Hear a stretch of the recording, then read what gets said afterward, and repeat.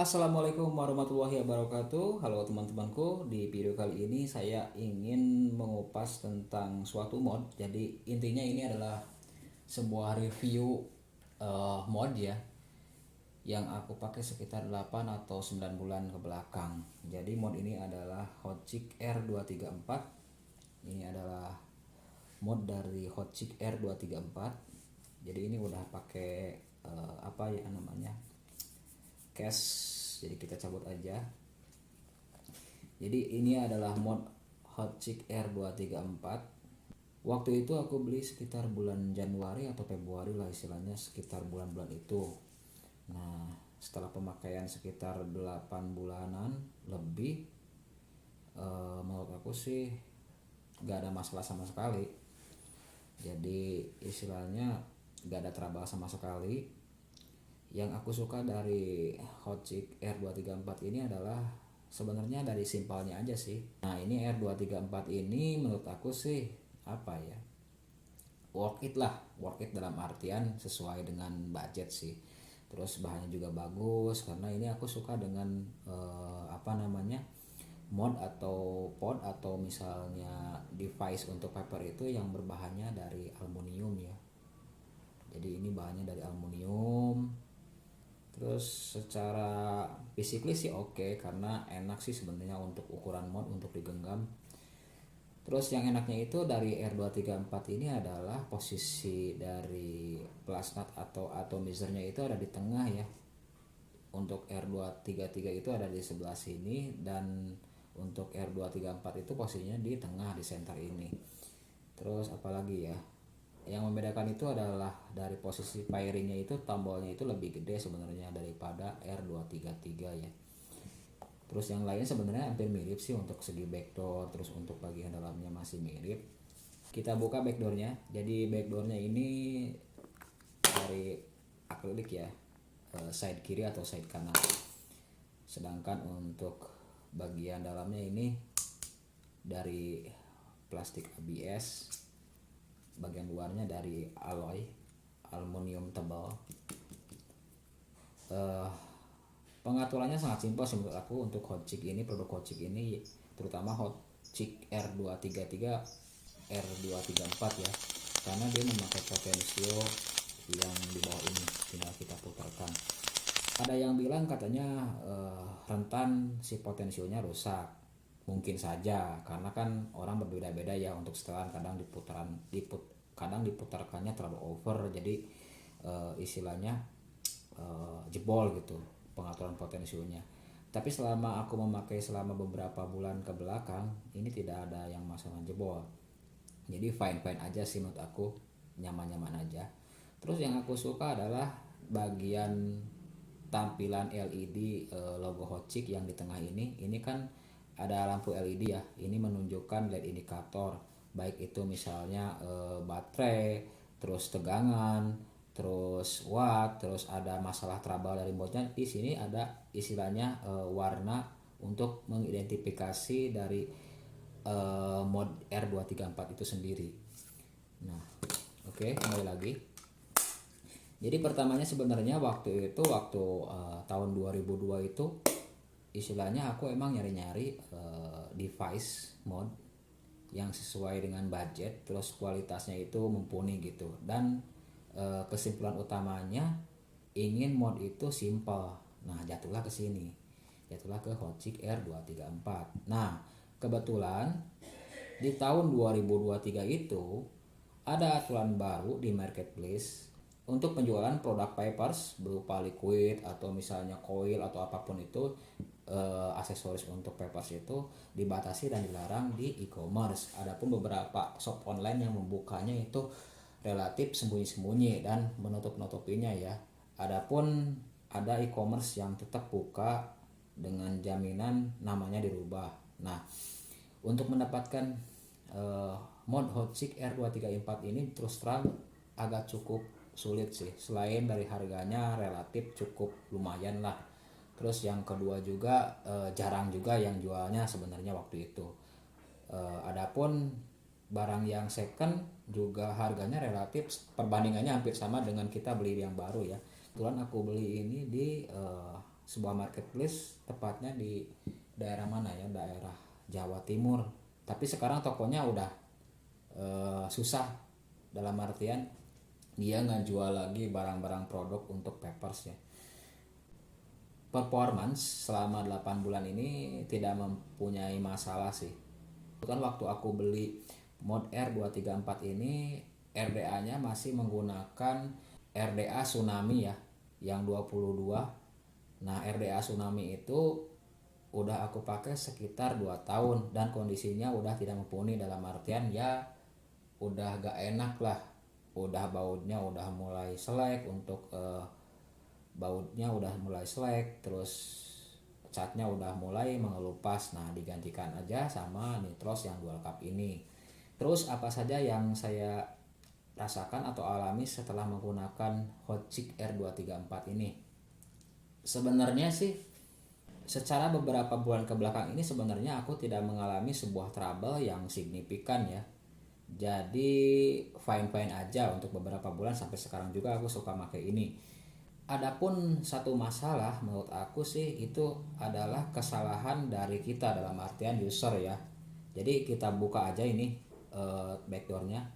Jadi waktu itu aku pasang baterai. Nah, baterainya kan ini kan tipenya 2 ya, 2 baterai. Istilahnya karena wattnya gede, ini pemasangannya kan 2 baterai ya, yang tipe 1865 mAh. Sebenarnya sih dari awal juga aku sudah inisiatif. Jadi memasang itu baterai primernya itu kan di sebelah sini ya, yang mepet sebelah sini dekat R234. Aku selalu masang di sebelah sini dan di sebelah sini. Nah, entah kenapa waktu itu aku pernah masang baterai, tepatnya yang diutamakan itu adalah secondary. Jadi yang bagian sini nih, yang bagian sini secondary dulu, langsung primary. Nah, alhasil karena ini sebenarnya untuk pemasangan baterai agak seret ya. Nah, waktu itu aku pasang di secondary-nya udah terpasang di sini. Nah, tinggal yang primary-nya belum terpasang. Nah, waktu itu aku pasang di sini, ternyata korslet dong. Korslet keluar asap banyak pokoknya, das gitu, beletuk, ada suara bunyi gitu.